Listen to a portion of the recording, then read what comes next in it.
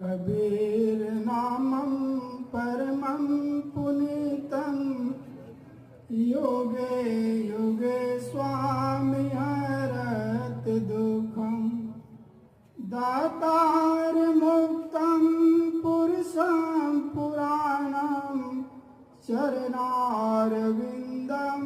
सततं नमामि चरणारविन्दं सततं नमामि। परम आराध्य सदगुरुदेव जी, मुद मंगलमय संत समाज, धर्म प्रेमी सज्जनों, माता एवं बहनों,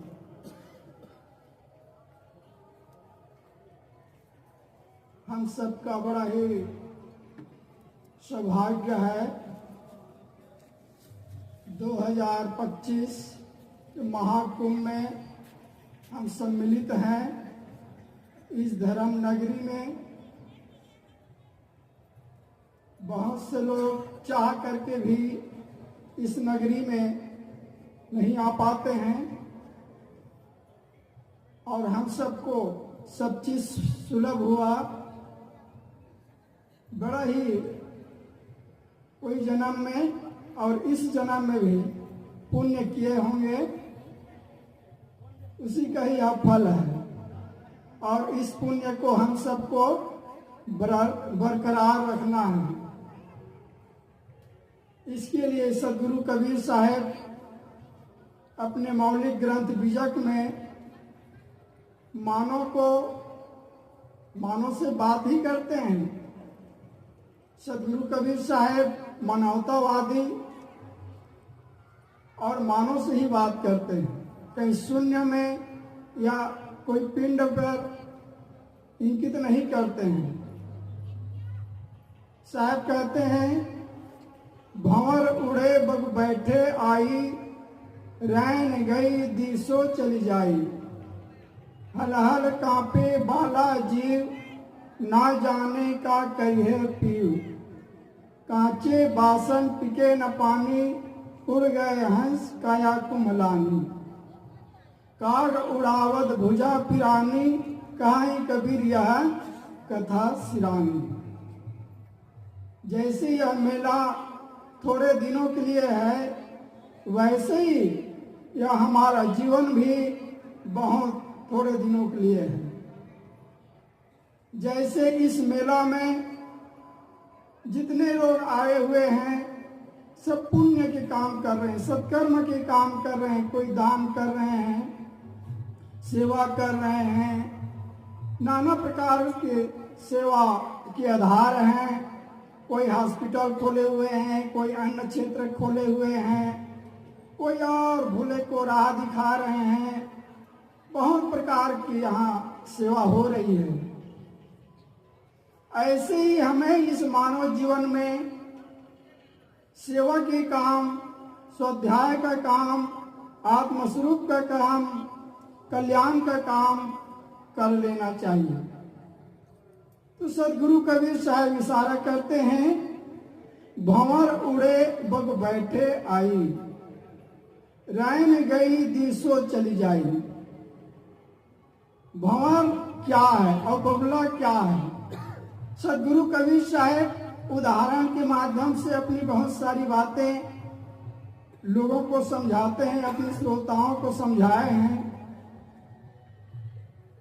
कुछ उदाहरण दे देते हैं, कुछ बुझावल कह देते हैं, तो आदमी के अंदर एक उत्सुकता जग जाता है कि वास्तव में कहना क्या चाहते हैं, बात क्या है।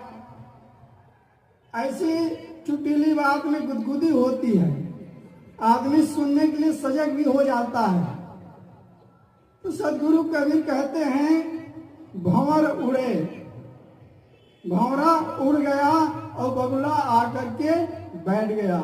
इतना कह देने से बात कोई समझ में नहीं आती है। साहब इशारा कर रहे हैं कि जब आदमी का बच्चा पैदा होता है तो उसके बाल काले होते हैं और प्राय 40 साल 20 साल तक 30 साल तक बाल काले ही होते हैं। उसके बाद धीरे धीरे धीरे फिर पकना शुरू हो जाते हैं। तो भंवर उड़े, बचपना हमारा चला गया, युवा अवस्था चली गई, जवानी चली गई, अब प्रौढ़ अवस्था आ गई। प्रौढ़ अवस्था में बाल पकने लग गए। तो साहब कहते हैं बचपना तो खेल कूद में न समझ में बीत गया, युवावस्था पढ़ाई लिखाई और अपनी मस्ती में चली गई, जवानी में जिम्मेदारी संभाले वो भी बीत गई। अब प्रौढ़ और बुढ़ापा की ओर अग्रसर कर रहे हैं। अब इधर काले बाल उड़ रहे, अर्थात जो भावरा है वह उड़ गया। अब बगला सफेद होता है तो अब बाल सफेद होने लगे, बगला अब सिर पर आकर के बैठ गया। संकेत है कि बुढ़ापा आ गया। जो समय गुजर गया, अब से सावधान। सदगुरु कबीर साहब सावधान करते हैं। ये जीवन मिला है आत्म कल्याण के लिए, भजन के लिए, भोग विलास के लिए, अनेक प्रकार के खाने के लिए, देखने सुनने के लिए ये जीवन नहीं है। ये तो अनादि काल से सब करते आ रहे हैं। और जिस चीज को आप पंच विषय का जितना स्वाद लेते हैं वे तो सब पशु पक्षी सब ले ही रहे हैं। और हम और आप भी बीते समय में, बीते जीवन में ले चुके। अब उधर से हमें अब अंतर्मुख की ओर सदगुरु कबीर साहब करना चाहते हैं। इसलिए कि ये जीवन बीत न जाए, समय गुजर न जाए, ये अवसर निकल न जाए। ये अवसर दोबारा नहीं आता है। देखिए 2024 का महाकुंभ आज हम सबको सौभाग्य है, देख रहे हैं, सुन रहे हैं। क्या पता आने वाला कुंभ देख पाए ना देख पाए, आ पाए ना आ पाए, कोई गारंटी नहीं है। इसलिए ये जीवन को सुंदर बनाने के लिए और ये आत्मा जो भटक रही है इसका कल्याण करने के लिए सदगुरु कबीर साहब इशारा करते हैं कि बाल अवस्था गई, जवानी गई और प्रौढ़ अवस्था भी जा रही, कितनों की तो चली गई, बुढ़ापा आ गया। तो सावधान कर रहे हैं कि बगला आकर के बैठ गया, अर्थात सफेद बाल हो गए। तो सावधान हो जाएं। अब वैसे ही चिबिल्ले ना रहें, वैसे ही अपने समय को बर्बाद ना करें, ताश खेलकर, टीवी देखकर और गप सड़ापा करते हुए, नशाबाजी करते हुए, अदालत पेशी अदालत सब में अपना समय न गुजारें। सदगुरु कबीर साहब का मुख्य उद्देश्य यही है कि मानव जीवन में आए हैं तो आत्म कल्याण कर लेना चाहिए। साहब कहते भंवर उड़े बग बैठे आई और रैन गई दिसो चली जाई। रैन देखिए रात चली गई और दिन भी जा रहा है। आधा से ज्यादा आज का दिन बीत गया और रात तो बीत ही गई थी। ये रात क्या है? सदगुरु कबीर साहब कहते हैं ये मानवेतर प्राणी रात के समान। मानवेतर प्राणियों से हम इस मानव जीवन में आए हुए, कहते हैं 184 योनियों को भटकते भटकते तब कहीं यह मानव जीवन प्राप्त होता है। तो हम उन 184 को भटकते भटकते आज सुंदर मानव जीवन में आए। मानवेतर प्राणी अंधकारमय है, रात के समान है, रैन के समान है। जैसे रात में कुछ दिखाई नहीं देता है, रात में कुछ काम नहीं होता है। खैर आज की जमाना तो अलग है, इतनी बिजली है, दिन रात बराबर हो गया है, फिर भी रात तो रात ही होती है। तो रात में जैसे कुछ काम नहीं होता है, वैसे ही मानवीयता प्राणी में आत्म कल्याण का काम नहीं हो सकता है। तो वो समय तो गुजर गया, रैन गई, वो अंधकार बीत गया, दिशो चली जाई, दिवस जैसे आज ये दिन चला जा रहा है, दिन के समान ये मानव जीवन मिला हुआ है। मानवीयता प्राणी में न साधना है, न भजन है, न सत्संग है, न ग्रंथ है, न कोई समझ ही नहीं है। वहां पर मानव जीवन में सब समझ सकते हैं, ग्रंथ पढ़ के, सत्संग करके, अपने स्वविवेक से संसार को देख करके समझ सकते हैं कि मेरे को क्या करना चाहिए, क्या खाना चाहिए, क्या पीना चाहिए, किसकी संगत करना चाहिए, किसकी संगत नहीं करना चाहिए। ये मानव जीवन में सब कुछ देख सकते हैं, समझ सकते हैं। ये दिन के समान ये मानव जीवन मिला हुआ है, लेकिन ये भी बीत रहा है। बहुतों का बीत चुका, करोड़ों करोड़ों लोगों का बीत गया और करोड़ों करोड़ों के बीतने वाले हैं। एक भजन में आया है, बहुत सुंदर उसमें पद है, कोई चला गया कोई जावे, कोई गठरी बांधे सिधावे। कोई चला गया और कोई जाने की तैयारी, सब गठरी मोटरी बांध करके तैयार है। ये चला चली का खेला रे खेला रे खेला रे, 2 दिन का जग में मेला, सब चला चली का खेला। यहाँ कोई ठहरता नहीं, राजा रंग फकीर सबको जाना होता है, सब जानते हैं। ये कोई नई बात नहीं है इस चीज के लिए कि सब जाते हैं, जो आए हैं सो जाएंगे, राजा रंग फकीर। और एक सिंहासन चढ़ चला, एक बंधे जात जंजीर। जो भी आता है संसार में जाता है, लेकिन जाने जाने का अंतर होता है। एक सिंहासन पर बैठ करके जाता है और एक जंजीर में बंद करके जाता है। वह सिंहासन क्या है? सत्कर्म जो करता है, पुण्य करता है, आत्म कल्याण का जो काम कर लेता है और स्व और पर को जान लेता है, जड़ और चेतन को जान लेता है, वह निर्भ्रांत होता है, हंसी खुशी से इस संसार से जाता है। और एक होता है जो स्व को जानता है, ना पर को जानता है, ना जड़ को जानता है, ना चेतन को जानता है, और पूरे जीवन पाप ही पाप करता है। वह जंजीर में बंद करके जाता है, वासनाओं की जंजीर में बंद करके जाता है। और हम सबको होना है निर्वासना। कैसे होना? कबीर साहब कहते हैं, जही मरने से जग डरे मेरो मन आनंद। जिस मरने से लोग डरते हैं, संसार के लोग डरते हैं, और उस मरने से तो मेरे मन में आनंद आता है। ऐसे ही हमें बनना है।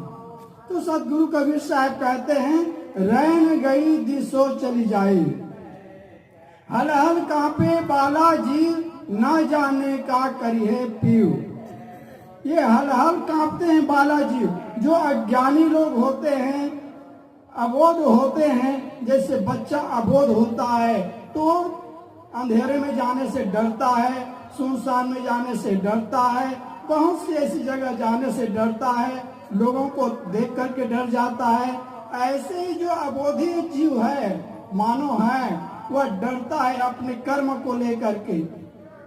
पता नहीं है पी वे गोसैया हमें किस योनि में फिर ढकेलेगा, क्या हमारी दुर्गति करेगा, क्या होगा, कैसे होगा, वह डरता है। लेकिन जो बोधवान होता है वह कभी नहीं डरता है। वह कहता है कि कबीर कमाई आपने निष्फल कभी न जाए, बोया पेड़ बंबूर का तो आम कहाँ से खाए।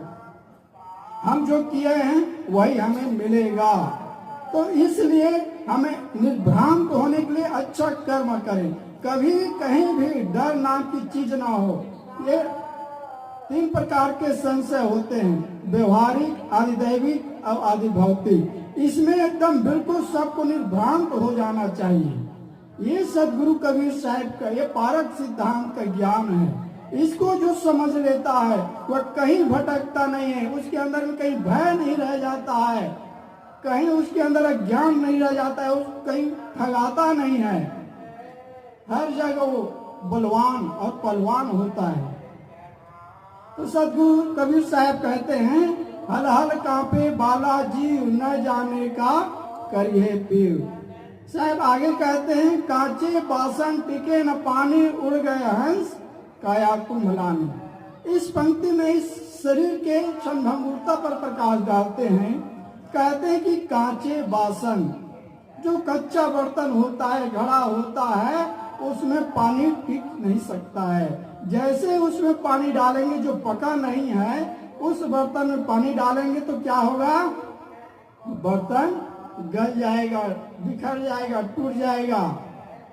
और साहब अन्यत्र कहते हैं कि यह तन कांचा कुंभ है, लिए फिरे थे सांप और टपका लागा फूट गया, कछु न आया हाथ। हम इस शरीर को लेकर के कैसे चाह रहे, जैसे कच्चे घड़े को लेकर के इधर उधर कोई घर में चले और कहीं उस घड़ा ठोकर लग गया तो वहीं पर टूट जाता है, बिखर जाता है, कुछ हाथ नहीं आता है।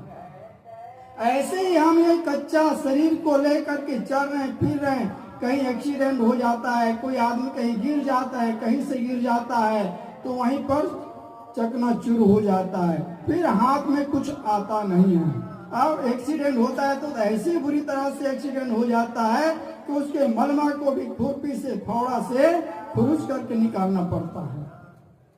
तो साहब कहते हैं कि ये कच्चा घड़ा के समान है, इसलिए किसी को कुछ भी गुमान नहीं करना चाहिए, कोई भी अभिमान नहीं करना चाहिए। विनम्रता से, धीरज से अपना काम कर लेना चाहिए। ध्यान का, साधना का, भजन का, सेवा का, परमार्थ का, ये मानव जीवन का मुख्य उद्देश्य होना चाहिए।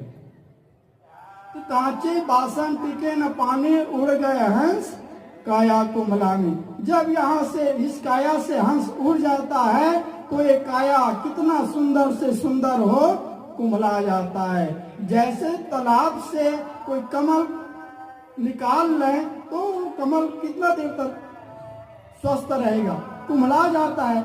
ऐसे ही इस शरीर से जब ये जीव रूपी हंस निकल जाता है तो ये काया चाहे जितना से जवान रहे, कितना युवक युवती रहे, कितना गुलाब जैसे उसका गाल चेहरा क्यों ना हो, सब कुम्हला जाता है।